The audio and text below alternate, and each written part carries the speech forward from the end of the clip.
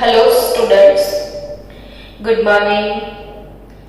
Welcome into the chemistry world. भाई chemistry की दुनिया में जब भी कोई आता है और आइसोमेरिज्म सुनना ही पड़ता है उसको।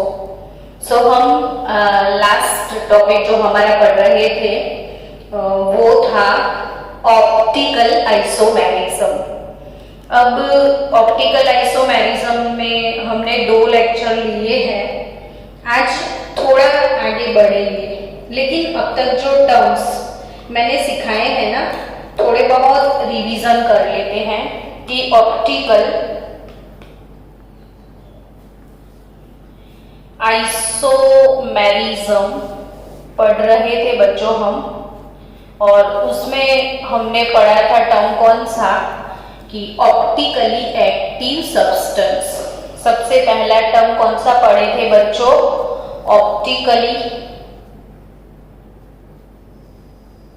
Active substance. किसको बोलते थे ऑप्टिकली एक्टिव सब्सटेंस?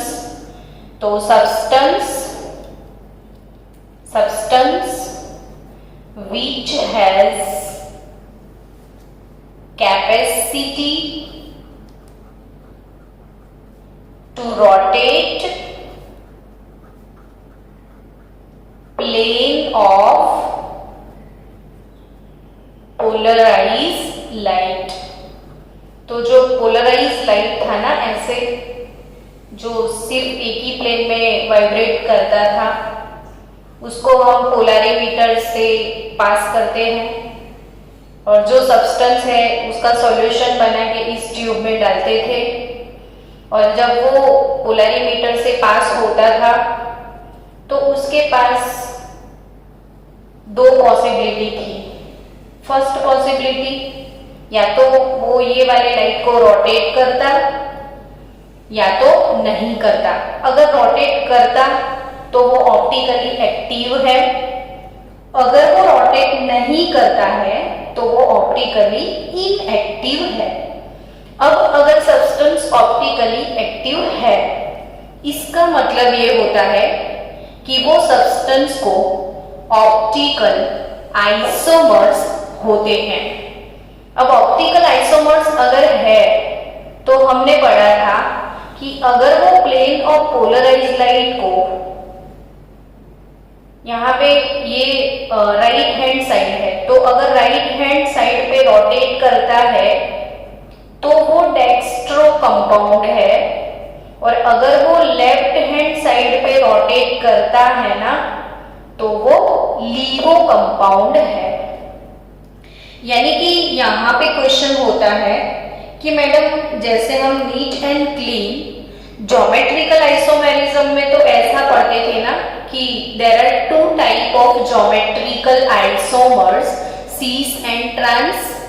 तो यहाँ पे अगर ऑप्टिकल आइसोमर्स है तो वो कितने टाइप के होते हैं? सो टुडे हमको यही पढ़ना है कि टाइप्स ऑफ ऑप्टिकल आइसोमर्स। एकदम आराम से पढ़ेंगे, कोई जल्दी नहीं है। 10 लेक्चर बनाना पड़े तो 10 बनाएंगे, लेकिन स्लोली गोइंग रहेंगे ताकि समझ में आए आपको। और अगर आपको ये लेक्चर देखने के बाद अगर कोई चीजें समझ में नहीं आती है तो वीडियो को आप रिवाइज करो, 2-3 टाइम रिवाइज करो, फिर भी समझ में नहीं आता है देन आस्क मी कि मैडम आप ये फिर से समझाओ, तो फिर और वीडियो बना देंगे। सो यहाँ पे टाइप्स ऑफ आइसोमर्स, वो भी ऑप्टिकल आइसोमर्स, तो एक्चुअली वो 3 टाइप के होते हैं। इसमें फर्स्ट होते हैं इनांशियोमर्स। इनांशियोमर्स। दूसरी टाइप है उसकी डायस्टीरियोमर्स। डायस्टीरियोमर्स। और थर्ड टाइप के होते हैं यहाँ पे meso compounds. So mind set कर लो, आपकी टेक्स्ट बुक में सिर्फ और सिर्फ इनैंशियोमर्स है, लेकिन कॉम्पिटिटिव लेवल पे शायद इसकी जरूरत पड़े, तो हम ये JEE नीट पर्पस के हिसाब से इन दोनों को भी पढ़ने वाले हैं। सो अपना ऑप्टिकल आइसोमेरिज्म कंप्लीटली पूरा हो, ऐसा नहीं कि फिर आधा रह जाए, आधा छोड़ दिया जाए। बहुत सारी इसमें बातें हैं जो टेक्स्ट बुक में नहीं है, लेकिन you have to cover it. अगर नहीं पढ़ते हो ना तो आइसोमेरिज्म इनकम्प्लीट सा लगेगा, वो सेटिस्फेक्शन नहीं आएगा। सो हमको 100% सेटिस्फैक्टरी लेवल पे ये टॉपिक पढ़ना है। सो स्टूडेंट्स, आपको पता चल गया कि यहाँ पे जो आइसोमर्स है एक्चुअली वो 3 टाइप के होते हैं, इनैंशियोमर्स, डायस्टीरियोमर्स और मेसो। अब क्या करेंगे, तो अब तो आपको पता है ना, स्टार्ट करेंगे। सबसे पहला टॉपिक क्या पढ़ेंगे, तो इनैंशियोमर्स पहले लिखा है तो वही तो पढ़ेंगे, वैसे अपनी टेक्स्ट बुक में भी है। तो इनैंशियोमर्स बच्चों क्या होते हैं, तो एक्चुअली ये ऐसे स्टीरियोमर्स हैं जो mirror images to each other. पहले इसका डेफिनेशन लिखते हैं। स्टीरियोमर्स which are mirror images to each other but non superimposable। अब ये क्या, तो जो डेक्स्ट्रो और लीवो होते हैं ना, dextro and laevo are called enantiomers. Dextro और लीवो को हम क्या बोलेंगे, इनैंशियोमर्स। तो इनैंशियोमर्स की एक बार फिर से अब डेफिनेशन लिखो। स्टीरियोमर्स which are mirror images to each other, but non superimposable। अब ये क्या होता है वो कोई एग्जाम्पल से समझते हैं। यहाँ मैं हमेशा ऐसे एग्जाम्पल यूज करूंगी कि बच्चों जो बार बार एग्जाम में पूछे भी जाते हैं, तो यहाँ पे हमारा 2 काम हो जाए, इसके बहाने स्ट्रक्चर भी हमारा लर्न हो जाए। एक मोस्ट फेमस स्ट्रक्चर है ग्लिसराल्डिहाइड, जो कि आपको याद रखना है। कभी कोई बोले ना कि ग्लिसराल्डिहाइड का स्ट्रक्चर बताओ, तो आपको याद होना चाहिए कि वो कैसा है। देखो यहाँ पे C, ये किराल सेंटर है, उसकी 4 वैलेंसी अलग अलग होती है। OH, यहाँ पे मैंने लिख दिया CHO अल्डिहाइड, और यहाँ पे होता है वो CH2OH प्राइमरी अल्कोहल। अब ये ग्लिसराल्डिहाइड का मॉलिक्यूल है, ग्लिसराल्डिहाइड का, ठीक है।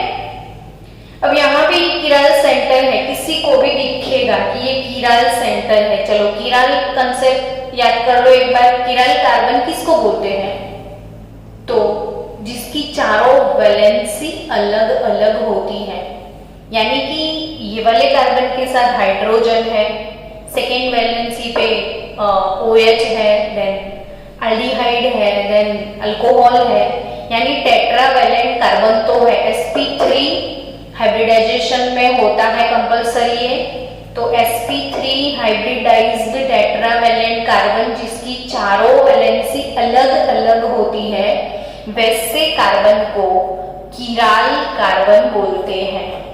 और जो भी कंपाउंड है ना जिसमें मिनिमम एक किराल सेंटर होता है, इसको हम ऑप्टिकली एक्टिव सब्सटेंस बोलते हैं। यानी कोई सब्सटेंस ऑप्टिकली एक्टिव है या नहीं है वो कैसे पता चलता है, तो अगर उसमें एक मिनिमम किराल होता है बट कोई सिमेट्री एलिमेंट प्रेजेंट नहीं होना चाहिए।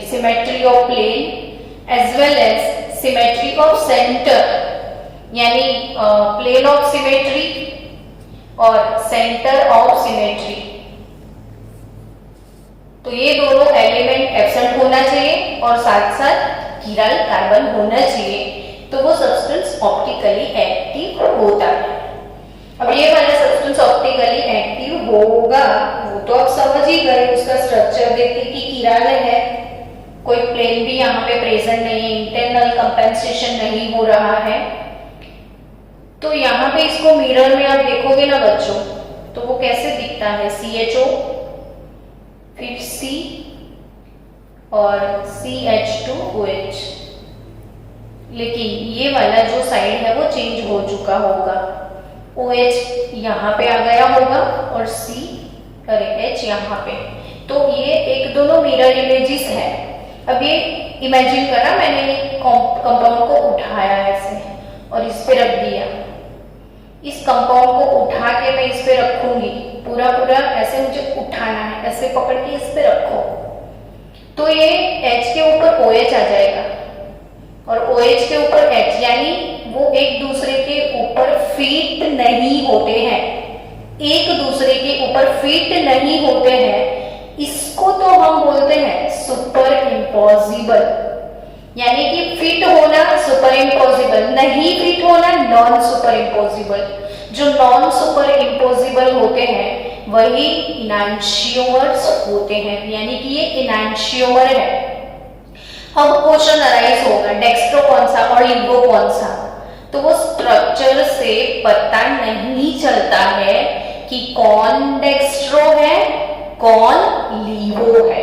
तो भाई ये कैसे पता चलेगा फिर डेक्स्ट्रो लिवो क्या है, तो वो अगर आपको जानना है तो इसका आप ग्राम पर ml में सॉल्यूशन बनाओ और पोलैरिमीटर की ट्यूब में उसको डाल दो, फिर देख लो अगर राइट हैंड साइड इसने रोटेट किया तो ये डेक्स्ट्रो होगा, और अगर ये डेक्स्ट्रो है तो ये वाला बट ऑब्वियस है लिवो होगा। अब डेक्स्ट्रो का कोई स्पेसिफिक रोटेशन भी होगा, मान लो सपोज इसका स्पेसिफिक रोटेशन +20 डिग्री है, तो इसका कितना होगा -20 डिग्री। तो यहाँ पे जो स्पेसिफिक रोटेशन है वो डेक्स्ट्रो और लिवो का उसका मैग्नीट्यूड सेम होता है लेकिन साइन ऑपोजिट होता है। डेक्स्ट्रो के लिए हम प्लस साइन यूज करेंगे और लिवो के लिए माइनस साइन यूज करेंगे, लेकिन जितना इसका होता है ना उतना ही इसका होता है, साइन चेंज होगा। यानी कि मुझे पक्के से आपके ऊपर कॉन्फिडेंस है कि आपको इनैंशियोमर समझ में आ गए होंगे। सो स्टूडेंट्स उसकी कैरेक्टरिस्टिक है थोड़ी बहुत, वो भी पढ़ लो कि उनकी कैरेक्टरिस्टिक कौन कौन सी है इनैंशियोमर्स की। तो इनैंशियोमर्स आर ऑलवेज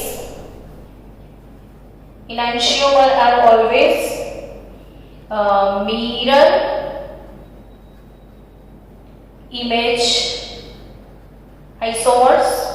दूसरी कैरेक्टरिस्टिक है they have same molecular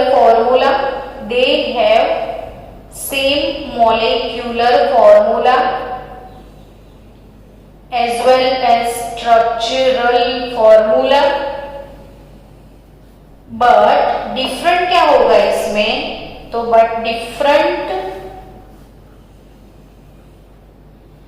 orientation in space, different orientation in space, यानी ओरिएंटेशन सिर्फ डिफरेंट होगा बाकी सब सेम होगा। तीसरी कैरेक्टरिस्टिक उनकी होगी दे हैव डायसिमेट्रिकल किरालिटी, दे हैव डायसिमेट्रिकल किरालिटी, यानी इसमें मिनिमम एक किराल सेंटर होगा।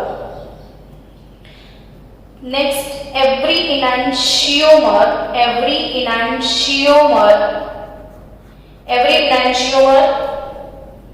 is optically active active, obviously optically active तो होगा ना डेक्स्ट्रो अर्ली वो।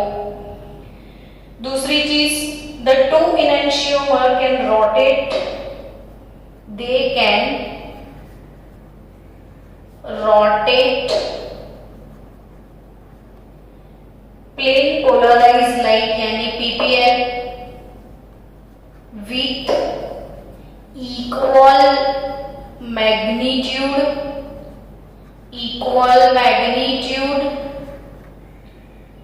and opposite sign, equal magnitude with opposite sign यानी प्लस एक का होगा तो दूसरे का माइनस, लेकिन वैल्यू सेम होगा।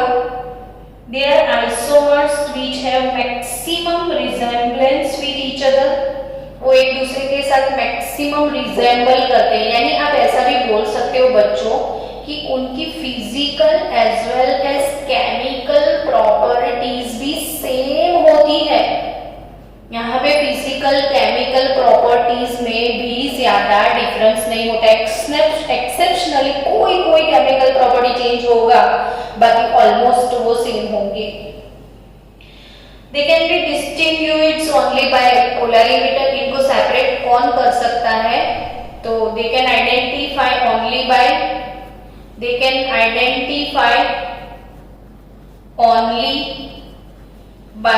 polarimeter। आप उसको हाथ से या स्ट्रक्चर देख के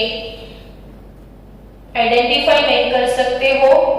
and they have similar all properties but difference in only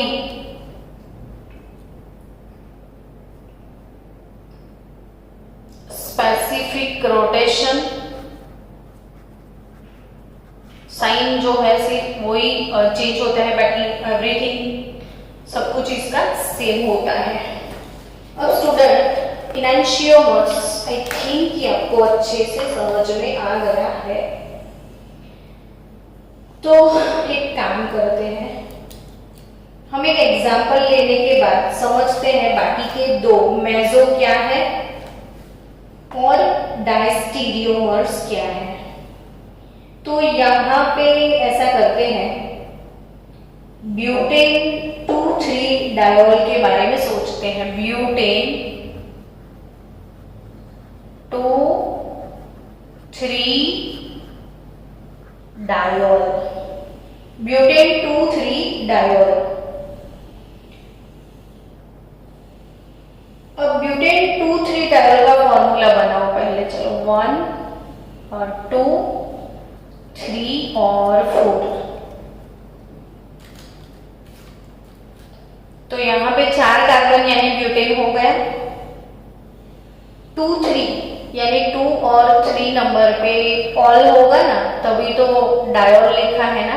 diol का मतलब 2 ऑल, ब्यूटेन है तो ये CH3, ये CH3, टेट्रावेलेंसी कंप्लीट करनी पड़ेगी 1, 2, 3, तो यहाँ पे हाइड्रोजन भी आएगा। अब सोचो किरण है क्या उसमें, तो yes, this is Kiran centre, again this is Kiran centre, so there are 2 Kiran centres. यहाँ पे किरण सेंटर को स्टीरियो सेंटर आप ऐसा भी बोल सकते हो। सो बच्चों, देयर आर 2 स्टीरियो सेंटर। अब 2 स्टीरियो सेंटर वाले कंपाउंड को हम ऐसा करते हैं कि इसके आइसोमर्स बनाने का ट्राई करते हैं।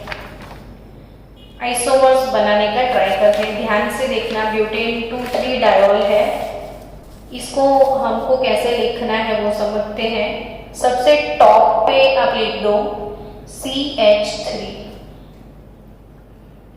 फिर आप लिखो CH3।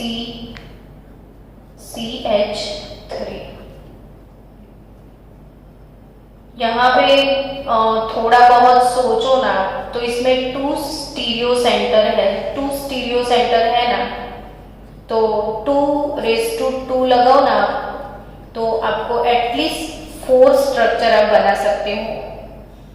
जो 2⁻n वाला फॉर्मूला यहाँ पे आप अप्लाई कर सकते हो। कि भाई इसको टोटल आइसोमर्स कितने होंगे, तो 2n। मैं आगे इसमें सिखाती हूँ कि ये n हमेशा नहीं होता है ये फॉर्मूला अप्लाई, डिपेंड्स कि भाई स्ट्रक्चर कैसा है, तो वो भी मैं आपको सिखाऊंगी। लेकिन फिलहाल यहाँ पे जनरल ऐसा सोचो कि 2 स्टीरियो सेंटर है तो 2:2 यानी कि 4 स्ट्रक्चर मुझे मिलने ही मिलने हैं, तो मैं एटलीस्ट 4 स्केलेटन उसके प्रिपेयर कर रही हूँ। तो यहाँ पे I am going to prepare 4 skeletons, और आपको भी मजा आ रहा होगा क्योंकि आपके पास पेन होगा, पेपर होगा, आप भी मेरे साथ लिखते होंगे, है ना? हाँ बोलो। ओके चलो, अब डायोल बनाना है। यहाँ पे H डाल दिया, यहाँ पे H डाल दिया, यहाँ पे OH और यहाँ पे OH। एक पॉसिबिलिटी ये है। दूसरा पॉसिबिलिटी ऐसा करो ना, उसका मिरर इमेज ले लो। अगर मिरर में देखोगे ना तो आपको ऐसा कोई कंपाउंड भी मिलेगा, है ना? फिर एक काम करो, एक साइड H लगा लो, यहाँ पे OH, यहाँ पे H, यहाँ पे OH, ऐसा भी कर सकते हो। अब ज्यादा दिमाग मत यूज करो, इसका ही मिरर इमेज बना दो, तो इसका H इधर आ जाएगा, OH इधर आ जाएगा, इसका OH यहाँ पे आ जाएगा, H यहाँ पे आ जाएगा। ये इसका मिरर इमेज है। अब ये इसका मिरर इमेज है। सो मैंने अभी क्या यूज किया, ब्यूटेन 2,3 डायोल। धीरे धीरे जा रहे हैं, आई थिंक अब समझ पा रहे हो। मैंने पहले क्या ड्रॉ किया, ब्यूटेन 2,3 डायोल, है ना? और ब्यूटेन 2,3 डायोल जो है, इसका जो स्ट्रक्चर ऐसे था, इसको थोड़ा ऐसे कर दिया, तो जो हॉरिजॉन्टल स्ट्रक्चर था ना उसको मैंने वर्टिकली अरेंज कर दिया। और जो किराल सेंटर के साथ जो 2 ग्रुप होते हैं उनमें ही इंटरचेंज करना है हमको, इनकी तो कोई जरूरत नहीं है ना, कोई ये किराल है ही नहीं। तो 2 किराल सेंटर को हमने डिफरेंट पैटर्न से लिखा, तो हमारे पास टोटल 4 आइसोमर आ चुके हैं। अब ये 1, 2, स्ट्रक्चर नंबर 3 और ये स्ट्रक्चर नंबर 4, ठीक है? चलो अब इसकी बात करें तो हम यूज करते हैं अपने फंडा कि ये ऑप्टिकली एक्टिव है या नहीं। तो अगर ये ऑप्टिकली एक्टिव है तो इसकी कौन कौन सी प्रॉपर्टीज थी वो याद करो। इसमें से एक प्रॉपर्टी थी इनकी कि भाई किरण सेंटर होने चाहिए, है? तो आप तो बोलोगे हाँ 2 है, दिख रहे हैं, एक नहीं। आपने तो एक के लिए बोला था, मिनिमम 1 होना चाहिए। 2 किराल है हमारे पास तो भाई, और अगर हमारे पास 2 किराल है तो ऑब्वियसली ऑप्टिकली एक्टिव होगा। लेकिन मैंने आपको बोला था आपको और 2 प्रॉपर्टीज भी चेक करनी है, कहीं प्लेन ऑफ सिमेट्री प्रेजेंट तो नहीं है इसमें। तो ध्यान से देखोगे तो I think it is internal compensation here. यहां पे एक इमेजिनरी प्लेन बना दो आप, और इमेजिनरी प्लेन बनाने के बाद ये वाले पेपर को फोल्ड करके आप ऐसे कर दो। ये मॉलिक्यूल सोचो, ये मॉलिक्यूल मेरे पास ऐसे C है, यहाँ पे मिथाइल है, यहाँ पे OH है, यहाँ पे H है, और इसको मैं देखो ऐसे अगर ओवरलैप करती हूँ तो OH के ऊपर ये CH3 के ऊपर CH3 आएगा, OH के ऊपर OH आएगा, H के ऊपर H, यानी पूरा मॉलिक्यूल एक दूसरे के ऊपर। आप समझ सकते हो यार, इतना इमेजिन तो कर ही सकते हो कि ये पेपर को फोल्ड करोगे ना तो H के ऊपर H, OH के ऊपर OH, और तो ये एक दूसरे के ऊपर फिट हो जाता है, यानी कि ये सुपर इम्पोजिबल है, सुपर इम्पोजिबल है। और अभी मैंने सिखाया इनांशियोमर्स उनको बोलते हैं जो नॉन सुपर इम्पोजिबल होते हैं। तो ये 2 किराल तो है, लेकिन फिर भी ये सब्सटेंस ऑप्टिकली इनएक्टिव हो गया। अरे बाप रे, क्यों ऐसा हुआ? तो इसलिए कि इसके अंदर एक सिमेट्री एलिमेंट प्रेजेंट है, प्लेन ऑफ सिमेट्री। इसको इंटरनल कंपेंसेशन भी बोलते हैं।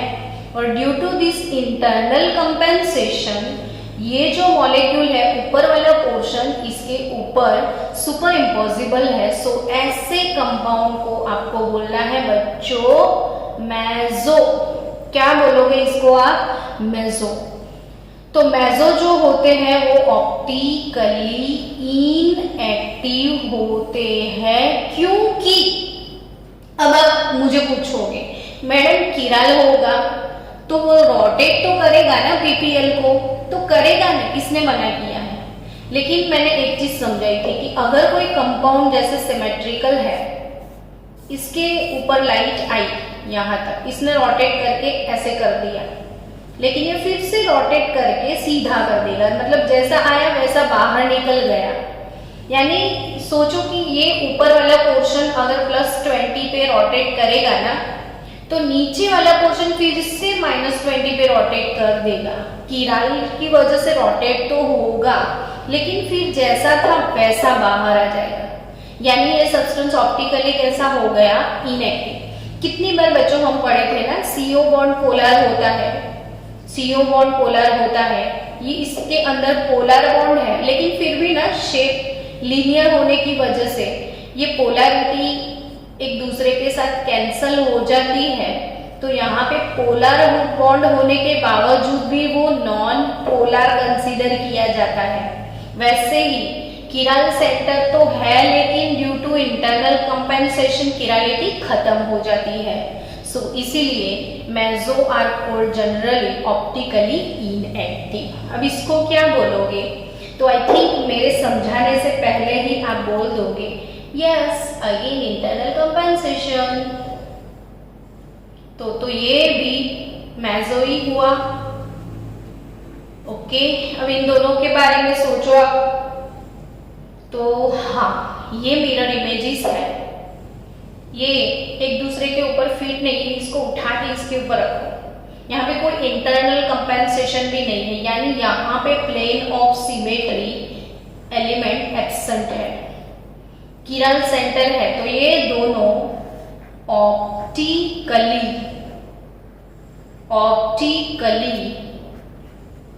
एक्टिव सब्सटेंस है। ये दोनों ऑप्टिकली एक्टिव आइसोमर। अब इसमें से कोई एक डेक्स्ट्रो होगा, कोई एक लीवो।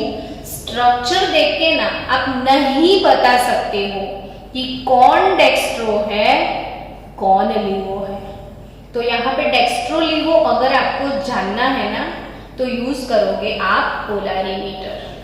तो पोलैरिमीटर के अंदर डाल दो सॉल्यूशन बना के, आपको पता चल जाएगा कि ये डेक्स्ट्रो है या लीवो है। तो फिर डायस्टीरियोमर्स क्या है, तो पढ़ते हैं ना आगे धीरे धीरे। अभी मैंने क्या सीखा? इनैंशियोमर्स तो पता चल गया आपको, मेसो भी समझ में आ गया। तो मेसो की कैरेक्टरिस्टिक, मेसो कंपाउंड का डेफिनेशन भी लिख दो कि a meso compound is one whose molecules are superimposable on their mirror images even though they contain chiral centers. So a meso compound is optically inactive since it has a plane of symmetry and a meso compound is non-resolvable, यानी इसको resolve नहीं कर सकते आप। Okay, properties आपको समझ में आ गया। तो यहां पे इसकी प्रॉपर्टीज मैं पढ़ लेती हूं, मैं नहीं लिखती हूं कि भाई the optical stereo isomers which have more than one asymmetric carbon atom but have a plane of symmetry are called meso compound. Definition क्या है कि the optical stereoisomers which have more than one asymmetric carbon होते हैं, but there is a plane of symmetry, so they definition Lakhu के ना Lakhu confusion है, चलेगा definition. इसको डिटेल में मैंने पूरा समझा दिया, जो भी चीजें थी वो पूरी एक्सप्लेन कर दी। सो यहाँ पे इसका जो स्पेसिफिक रोटेशन होगा वो भी 0 हो जाएगा। क्यों? क्योंकि ऊपर वाले पोर्शन का +20 है, नीचे वाले का -20 है, तो दोनों एक दूसरे को कैंसिल आउट करेंगे। और यहाँ पे अब नेक्स्ट क्या पढ़ना है हमको? ऑप्टिकल डायस्टीरियोमर्स पढ़ेंगे। चलो अब ऑप्टिकल डायस्टीरियोमर्स के लिए कोई अच्छा सा एग्जाम्पल सोचो। 3 क्लोरो ब्यूटेन 2 ऑल को सोचते हैं। 3 chloro butane 2 all, 3 chloro butane 2 all. चलो पहले कंपाउंड बना दे। 1 2 3 4। ब्यूटेन यानी 4 कार्बन, और 2 पे ऑल डाल दो, 3 पे क्लोरीन डाल दो, मिथाइल मिथाइल बना दो, H डाल दो। अब सोचो किराल है या नहीं है। तो यहाँ पे ये किराल है, ये भी किराल है। There are 2 stereo centres here. कितने स्टीरियो सेंटर्स है बच्चों? देयर आर 2 स्टीरियो सेंटर्स, यानी कि इसको हो सकते हैं आइसोमर। चलो लेट्स ट्राई, आइसोमर बनाते हैं अगर है तो। वर्टिकल पोजीशन से उसको हॉरिजॉन्टल पोजीशन में डाल दो, नहीं हॉरिजॉन्टल से वर्टिकल में डाल दो। समझ रहे हो ना? CH3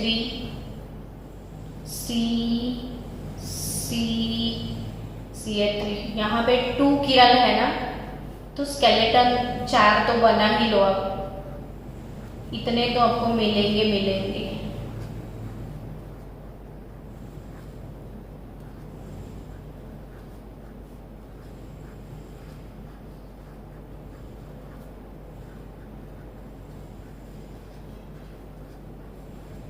चलो स्केलेटन तो बन गया। अब कुछ तूफानी करते हैं।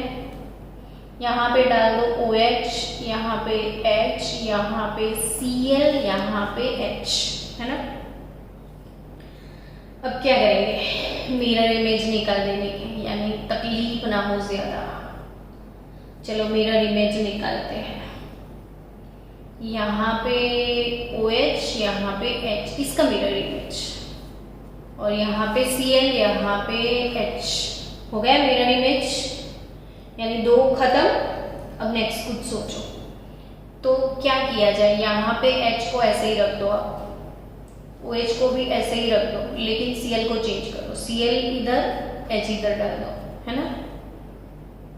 अब इसका मिरर इमेज बना लो। HOH ClH चेंज किया, HH था HCl कर दिया मैंने। अब इसका भी आप मिरर इमेज निकाल सकते हो। OH H, और यहाँ पे H, और यहाँ पे Cl।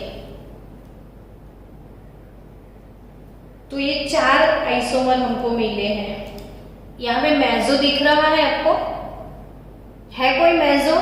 इंटरनल कंपेंसेशन किसी में है? ट्राई करके देखो। तो मुझे नहीं दिख रहा है, आपको दिखता है तो बोलना। मुझे कोई इंटरनल कंपेंसेशन यानी कि नो मेसो, यहाँ पे मेसो होने के चांस 0 है। सो मेसो नहीं है। अच्छा डेक्स्ट्रोलिवो है क्या? तो यस, 1 2 3 4। तो यहाँ पे 1 and 2, 3 and 4, ये एक दूसरे के मिरर इमेजेस है। यानी 1 के साथ 2 और 3 and 4 आर कॉल्ड इनांशियोमर्स। इनांशियोमर्स, इन दोनों को हमको इनांशियोमर्स बोलना है, और है भी। लेकिन अब ये चारों चार एक दूसरे के आइसोमर्स तो है ना। अब 1 और 3 की कंपैरिजन करो। 1 और 3, क्या वो एक दूसरे के मिरर इमेजेस है? क्या बोलते हो? 1 और 3 एक दूसरे की मिरर इमेज है? नहीं ना। हाँ या ना? नो। ओके 2 and 4, लेकिन आइसोमर्स तो है ना एक दूसरे के, बट मिरर इमेजेस नहीं है। अगर मिरर इमेजेस है तो इनांशियोमर, बट अगर मिरर इमेजेस नहीं है ना तो, और एक दूसरे के ऊपर सुपर इम्पोजिबल भी नहीं है, तो उनको बोलते हैं डायस्टीरियोमर्स। इनको क्या बोलना है? डायस्टीरियोमर्स। और डायस्टीरियोमर का डेफिनेशन है कि the optical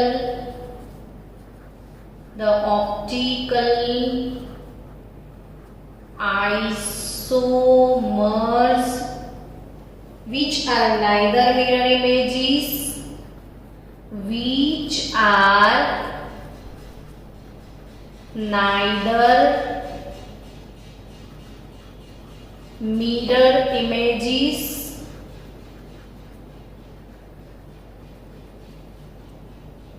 or nor neither mirror images, ये मैंने क्या लिखा नाइदर का स्पेलिंग?